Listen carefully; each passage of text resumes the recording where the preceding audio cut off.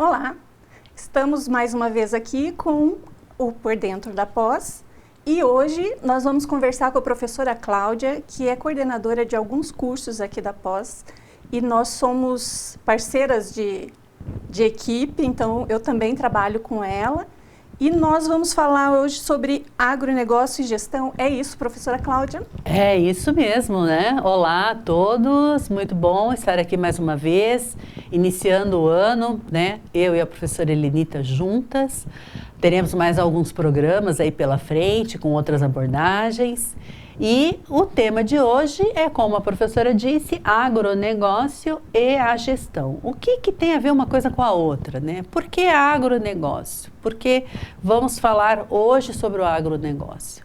Então, tem algumas coisas bem curiosas a respeito disso, que quando eu pesquisei para fazer esse programa, e anterior a este programa eu participei de uma maratona aqui da Uninter mesmo, onde o tema era agronegócio, foi muito impactante para mim, e é por isso que eu quero dividir algumas informações com vocês, essa temática do agronegócio, né? Porque a gente acaba ficando limitado quando falamos de gestão, a empresas, a indústrias, a setores, aos quais já é comum para todos nós, né? E aonde que entra o agronegócios dentro dessa questão da gestão? Você quer falar, professora? Sim, parece que o agronegócio é só terra, só plantação, né? E na verdade não, né? Tem toda uma gestão por trás disso, né? Para que realmente dê resultado e se busque mais sustentabilidade, as discussões sobre sustentabilidade, os dois lados da moeda, né?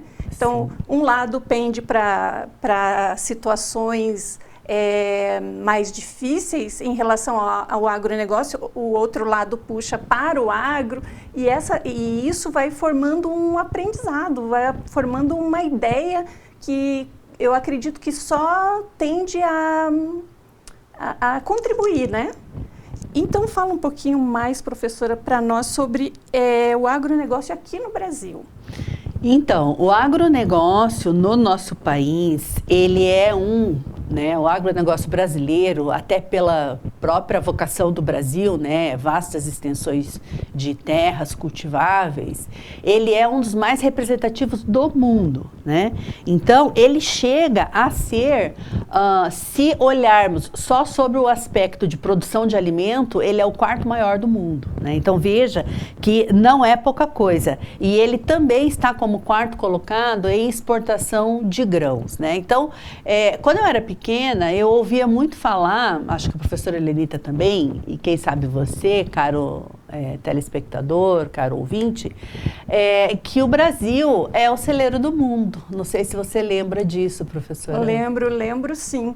E na época, para você ter uma ideia, meus pais eram do interior, né? Então, eles eram chamados de colonos.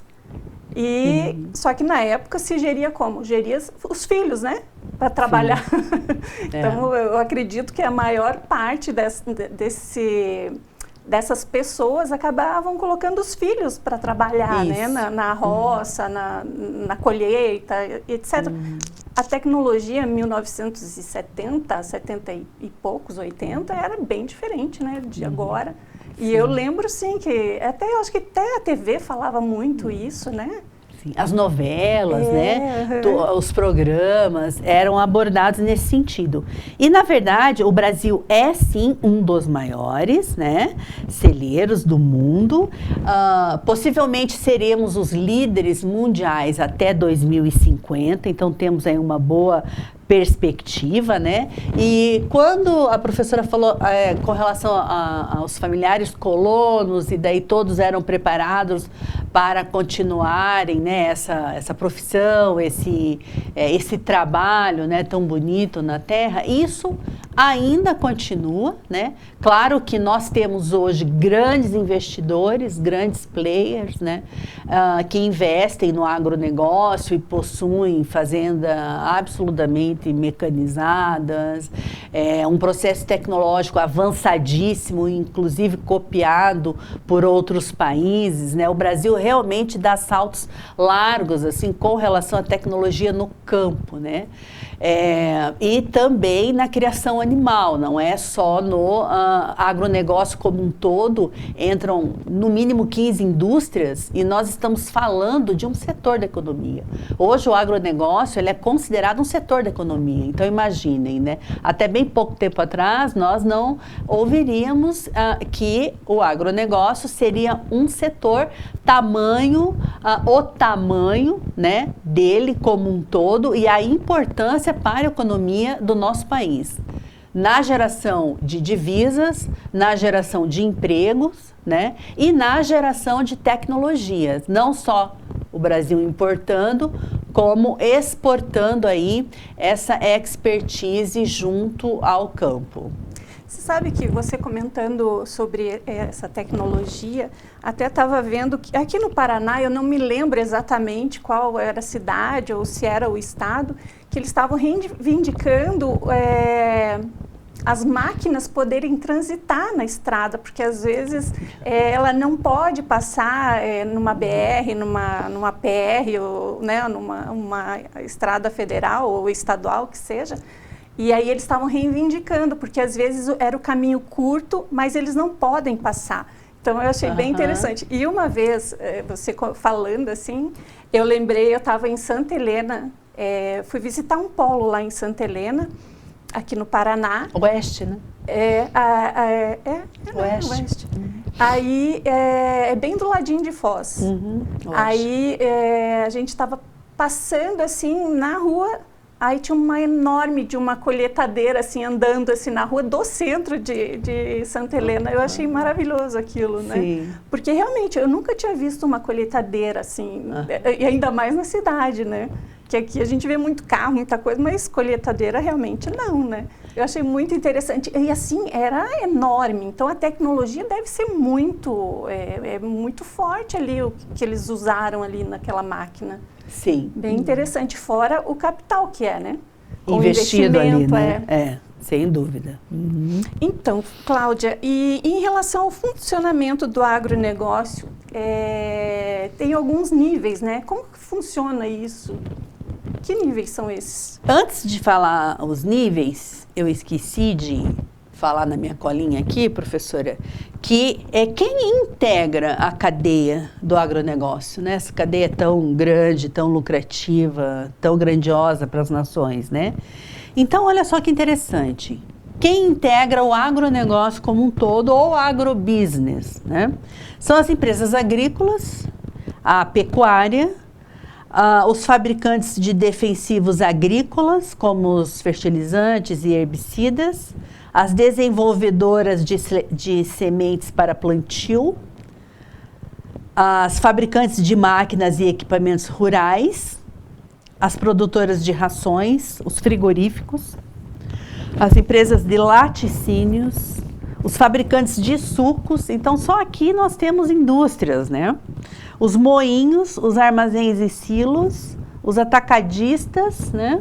Os distribuidores e os exportadores. Então, veja a quantidade de pessoas e negócios de todos os portes que não integram a cadeia do agronegócio, né? Então, a gente muitas vezes acredita que o agronegócio está lá, né? A gente vê aquelas grandes demonstrações de drones em cima das lavouras, né? Ou alguma outra coisa. Eu gosto de acompanhar o Globo Rural, né? Alguma outra coisa que aparece ali, mas não, é incrivelmente grande, né? E está incrivelmente organizado de uns 15 anos para cá, né? Antes era uma coisa mais amadora, digamos assim, né? Agora não, agora há uma organização, inclusive por interesse governamental, de que essas associações, essas empresas, essas tecnologias, essas formas de trabalhar cheguem à sua produtividade máxima, tamanho ou a lucratividade que existe no setor. Agora, respondendo a pergunta da professora Helenita, né? Então, o funcionamento do agronegócio, ele tem 3 níveis. O primeiro deles estão os produtores rurais, aqueles pequenos, pequenos, médios e grandes produtores, que não é porque são pequenos que não são importantes dentro dessa cadeia, né? O segundo nível para o funcionamento do agronegócio estão todos aqueles que fornecem insumos, como máquinas, equipamentos, sementes e defensivos, né? Esse já é veja que é um nível que serve ao primeiro. E no terceiro está a cadeia de distribuição, que é responsável por levar os produtos até a mesa do consumidor, incluindo as empresas distribuidoras, atacadistas e supermercados. Então veja a quantidade de empregos que não são gerados. O que a gente tem observado muito, eu acredito que seja de um modo geral, assim, no Brasil inteiro, que está dando muito valor para a capacitação dessas pessoas nos locais, né? Por exemplo, sei lá, Campo Magro tem bastante, hipoteticamente, sei lá, agricultura. Aí eles dão cursos de como colher, de como armazenar, o pequeno produtor mesmo. Eu acredito que estão fazendo bastante disso, né? Não só para o pequeno, mas para o grande também. Então, essa capacitação para os funcionários, né? Para a sociedade ali em volta, para poder atender eles também, né? Sim. Eles têm duas, que eu saiba, né? Tem mais, mas duas grandes instituições, que é o SEST e o Senar, que é como se fosse o SESI, SESC, mas da área rural, né? E eles realmente levam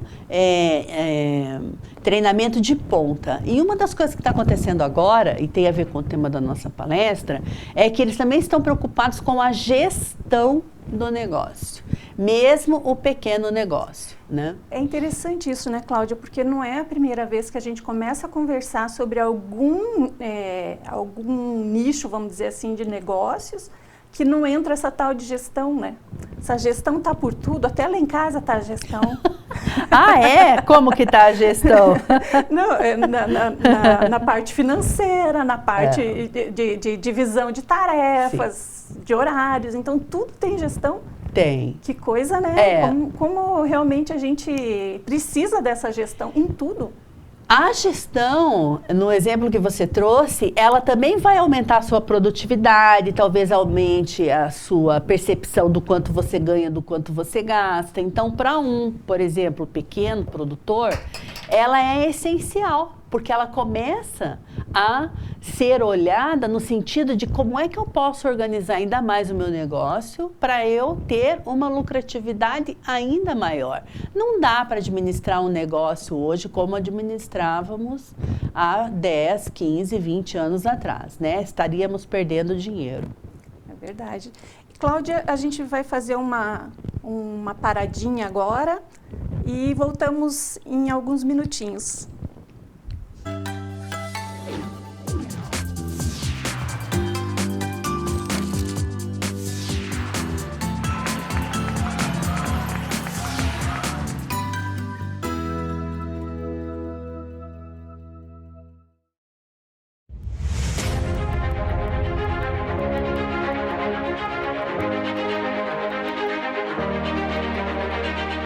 No ponto mais privilegiado de Curitiba, no Alto do Pirazinho, o sítio de transmissão do Super Canal 13, 13.1 TV Cultura, uma das emissoras mais admiradas e premiadas no Brasil e no exterior, com mais de 400 prêmios.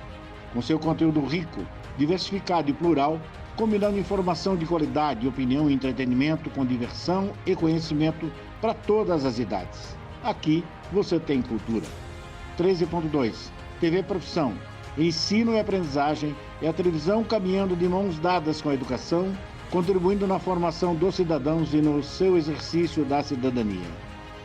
13.3 TV Euronews, um canal voltado para a realidade local, com muito entretenimento e informação a todos os telespectadores da região metropolitana de Curitiba. 13.4 TV Fundação Wilson Picker, Enem para todos e uma diversificada programação, democratizando assim o acesso ao saber. E 13.5, Rádio Digital UHF, a primeira no Brasil. A multiprogramação do Super Canal atende a mais de 3,5 milhões de telespectadores em Curitiba e na região metropolitana, nas cidades de São José dos Pinhais, Piraquara, Colombo, Almirante Tamandaré, Bocaiúva do Sul, Campina Grande do Sul, 4 Barras, Araucária, Fazenda Rio Grande, Campo Magro, Campo Largo, Contenda, Lapa, Balsa Nova e Itaperiçu. Essa excelente estrutura de transmissão permite uma ótima recepção em mais de 90% dos televisores da sua área de cobertura. No Super Canal 13, sua imagem pega bem.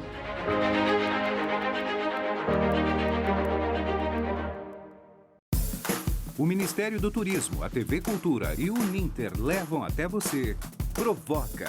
Ainda bem. Metrópolis. Linhas Cruzadas. Estação Livre. Matéria de capa. Senhor Brasil. Repórter Eco. Opinião. Planeta Terra. E Quintal da Cultura. É muito legal. Aqui tem dramaturgia, sustentabilidade, documentários, música, inclusão, diversidade. Já que tá tudo aqui. Aqui tem cultura.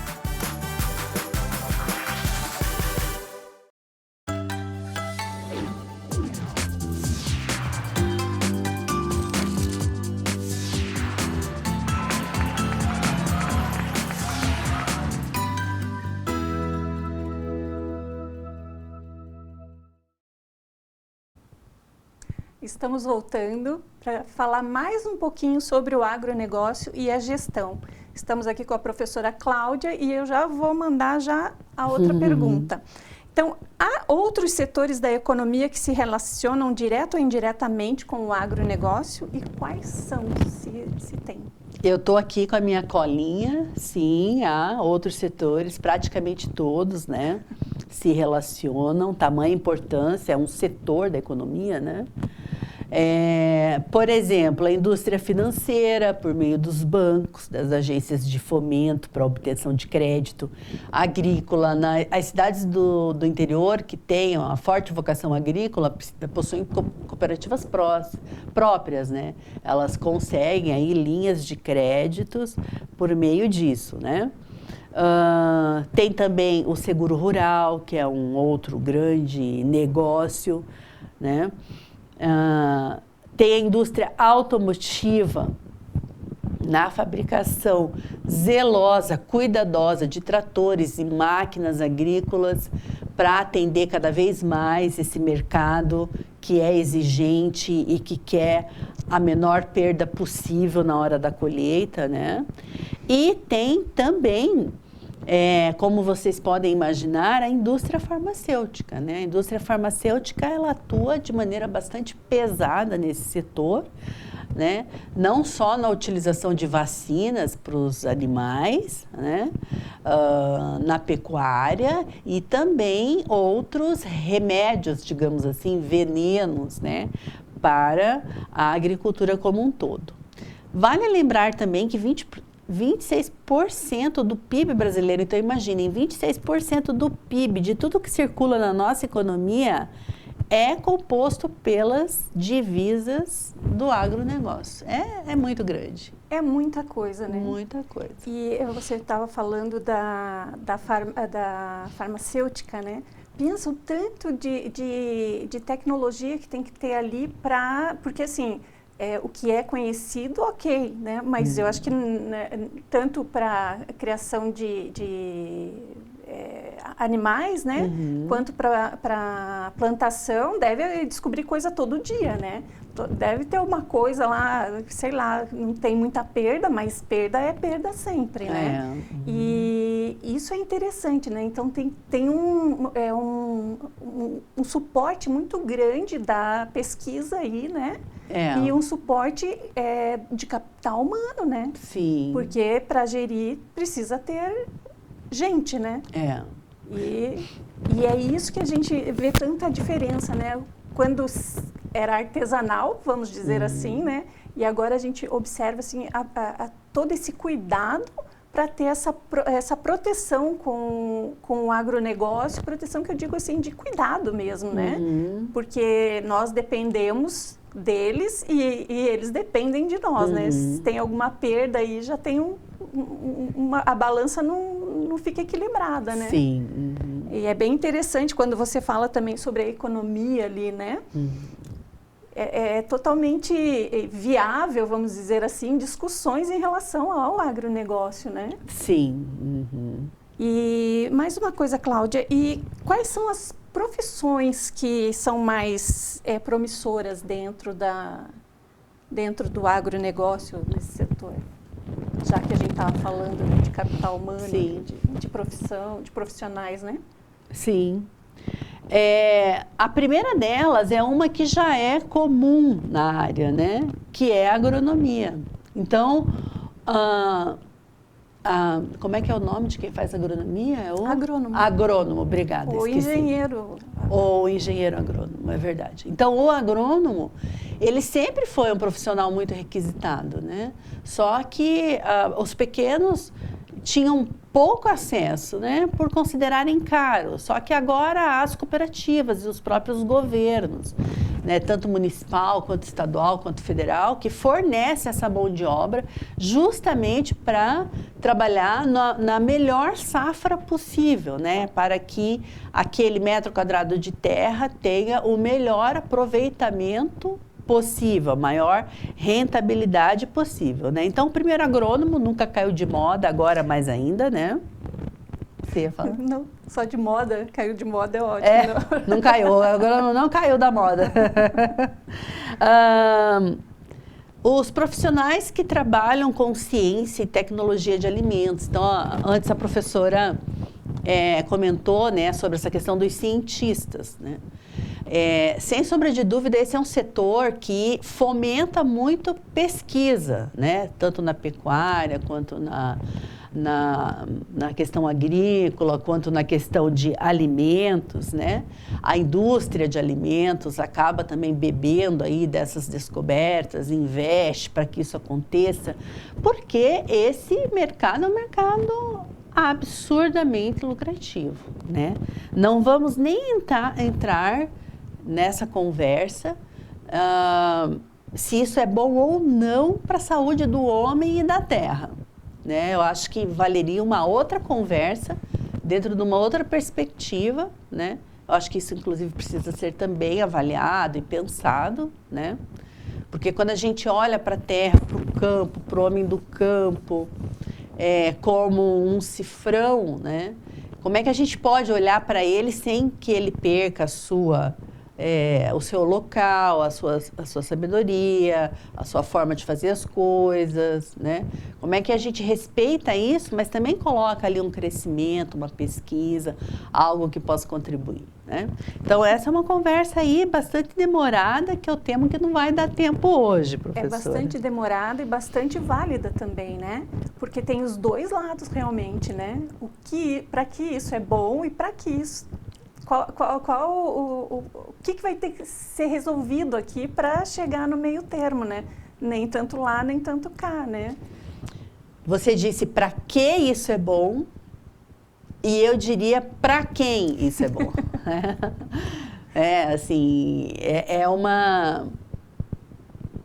É uma reflexão que nós precisamos ter também, né? Porque quando nós vemos uma lucratividade tão grande em cima de algo, né, e aquilo sendo disputado a ferro e fogo, em bolsa de valores e tudo mais, né, especialmente o Brasil, que tem tantas commodities, né, a gente começa a pensar assim, tá, mas qual o impacto disso para esse homem que está lá no campo, né? Como é que foi para ele aprender que ele poderia aumentar a sua produtividade? Mas até que ponto ele foi ouvido de que essa produtividade não ia secar o solo, por exemplo, ou acontecer? Bem, eu sou mais dessa praia, sabe, professora? Apesar de ser da área de gestão, eu sou uma pessoa bastante crítica, assim, em algumas coisas. Eu acho que é preciso ser crítico, né? Quando a gente está na gestão, a gente precisa ser crítico, né? Porque tem que ouvir todos os lados. Em qualquer gestão, você tem que pegar todos os dados que você tem para para poder ter a sua reflexão e o seu lado, né? Sim. Porque vai ser, de uma forma ou de outra, a gente sempre vai ter um lado, né? Com certeza. Uhum. Então, essas áreas, né, ciência e tecnologia de alimentos, ciência e tecnologia de laticínios, né? Eu estava pesquisando, uma vaca, há 20 anos atrás, produzia 6, 7 litros de leite Por dia. por dia. Uma vaca saudável, né? Hoje ela produz quase 100. Uma vaca? Uma vaca. Aquela vaca criada. Sim, sei, né? mas não é a vaquinha mesma feliz. Vaca, não é a mesma vaca. Não é a mas vaquinha vaca. feliz. Entendi. Então, a que custo isso? Para a vaca, para nós, quantidade de hormônio, né? Quantidade de produtos químicos que tem ali para que isso aconteça. Isso é a ciência e a tecnologia de laticínios, né? Então, tem um pessoal que não é do mal estudando e se preparando para isso. Aí tem os geógrafos, tem os geólogos, até pelo espaço mesmo, né, da Terra, se vai implicar em alguma perda, né, para o planeta, mexer nisso. A engenharia ambiental, a engenharia de biosistemas, essa eu não conhecia, né? Não sei se é uma cadeira nova na faculdade, mas engenharia de biosistemas, eu acho que vai além da biologia, né, professora da botânica. Eu acredito que deve envolver bastante parte de cada uma dessas. Eu achei muito interessante. A engenharia hídrica, essa é outra que eu não conhecia, sabe, professora, com esse nome, engenharia hídrica, ou seja, tudo que tem a ver com os rios, com os córregos, né, como fala no interior, com toda essa questão da água, da poluição da água, de manter a água, né, que é o nosso bem primordial para que haja uma boa e produtiva agricultura, né? A medicina veterinária, né, cada vez mais especializada em grandes animais. Verdade, né? Deixou de ser só no cachorro. Nos pequenos animais, né? A gente vê muito isso, assim, o veterinário não, inclusive tem oportunidades no campo para os veterinários de animais de grande porte, né? E a zootecnia. E você sabe, Cláudia, que como a gente tinha comentado antes da capacitação, né, da qualificação de profissionais, já tem esses grupos, né, para graduação de veterinário, né, de alunos de veterinário, já focando no animal daquela região, sabe? Então, assim, já tem um olhar mais direcionado, vamos dizer, claro que pega, né, o núcleo duro, vamos dizer assim, mas tem o direcionamento para o veterinário já ter esse entendimento do que ele vai pegar ali naquela região que ele está fazendo a graduação. É interessante isso, é importante, né, ter esse direcionamento, porque aí pelo menos esse aluno hoje vai ser um profissional que vai entrar já olhando para o que tem em volta, né? Não, de repente, vai procurar alguma coisa que não tem ali, né? Então, é muito importante esse direcionamento também, né? Para cada região, né? Sim. Para o atendimento. Você ia terminar de falar alguma coisa que eu te cortei? Não, só falar sobre o zootecnista, né? Que é aquele profissional que ele estuda daí, diferentemente do médico veterinário, ele estuda a melhoria daquele animal, né? Tem um pouco a ver com isso que você acabou de dizer mesmo. E, Cláudia, para nós irmos para os finalmente da nossa conversa, quais os desafios da gestão dentro do agronegócio? Bom, eu entendo que com relação à gestão de pessoas, o agronegócio padece do mesmo mal que qualquer outro tipo de empresa, né? Como fazer a gestão de pessoas. Pessoas, independente da função, da profissão que elas exercem, elas são pessoas, elas têm demandas, elas têm entendimentos, elas têm vontade ou não, elas têm necessidade ou não de se engajar em alguma coisa, elas podem boicotar aquele processo, elas podem se engajar e fazer com que o processo de muito bem, né? Então, quem é esse profissional que faz a gestão dessas pessoas? Desde aquele produtor rural que tem lá ele, a sua esposa, os seus 2, 3 filhos, né? Ou tornar esse pai o gestor, ou esse filho o gestor desse negócio, né? Que isso é um desafio, porque daí já estamos falando em empresas familiares, que já complica tudo, né?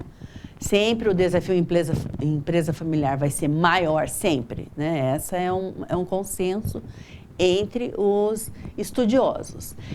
Como é que eu faço gestão de pessoas para algo que parece não ter ordem, ou não ter...